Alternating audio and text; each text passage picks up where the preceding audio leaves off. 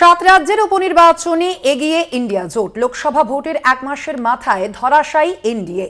13টি বিধানসভা কেন্দ্রের মধ্যে একেবারে 10টিতেই এগিয়ে বিরোধীরা। হিমাচল প্রদেশ এবং মধ্যপ্রদেশের উপনির্বাচনে জয়ী বিজেপি এবং বিহারে উপনির্বাচনে পৌঁছদস্ত এনডিএ।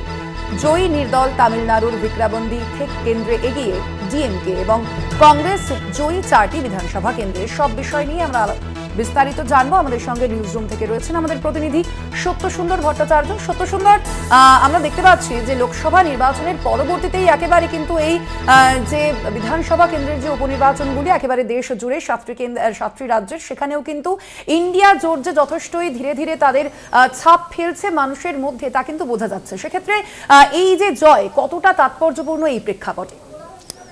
দেখো, এই জয় যথেষ্টই তাৎপর্যপূর্ণ। কেন তাৎপর্যপূর্ণ আমরা যদি দেখি, ঠিক এক মাস আগে গোটা দেশ জুড়ে যে লোকসভা নির্বাচন, সেই লোকসভা নির্বাচনের ফল প্রকাশ হলো এবং বিজেপি, বিশেষ করে মোদি শাহ, তাদের যে প্রত্যাশা ছিল যে 400 তারা পেরোবেন লোকসভার আসন, সেই জায়গায় কিন্তু মুখ থুবড়ে পড়লো বিজেপির সেই প্রত্যাশা।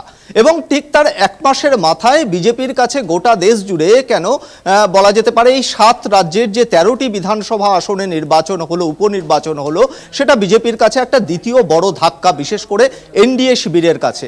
তার কারণ এই নির্বাচনের ফলাফলের পরেই, লোকসভা নির্বাচনের ফলাফলের পরেই আমরা লোকসভার অধিবেশনে দেখেছি যে ইন্ডিয়া জোটের কি অবস্থান, তারা কিভাবে মোদির বিরুদ্ধে, বিজেপি সরকারের বিরুদ্ধে তারা কিভাবে সোচ্চার হয়েছে।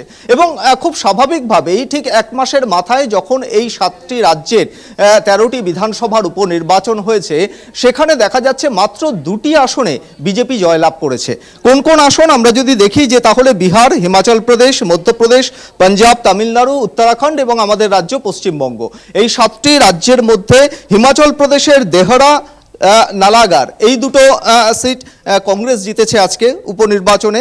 তার পাশাপাশি উত্তরাখণ্ডের 2টো আসন, বদ্রীনাথ এবং মঙ্গলাউর। বদ্রীনাথ যেটা দেবভূমি, বিজেপি প্রায়শই এই উত্তরাখণ্ডের এই যে বিধানসভা আসন, সেটা নিয়ে তারা যথেষ্ট আশাবাদী ছিল, কিন্তু সেখানেও দেখা গেল কংগ্রেস কিন্তু সেই আসনটি জিতে নিল। অর্থাৎ কংগ্রেস আজকের যে উপনির্বাচনের ফলাফল, তাতে কিন্তু তারা 13টি আসনের মধ্যে 4টি আসনে জয়লাভ করেছে। অন্যদিকে তৃণমূল কংগ্রেস এ রাজ্যের বাগদা, রানাঘাট দক্ষিণ, রায়গঞ্জ এবং মানিকতলা, এই 4টি বিধানসভা আসনেই জয়লাভ করলো।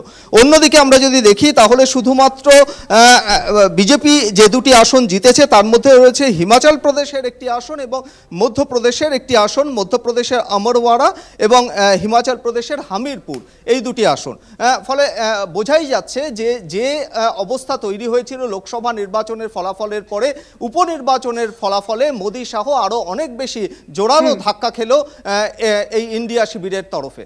একেবারেই ধন্যবাদ তোমায় সত্যসুন্দর। আমাদের সঙ্গে সরাসরি ছিলেন নিউজ রুম থেকে আমাদের প্রতিনিধি সত্যসুন্দর ভট্টাচার্য।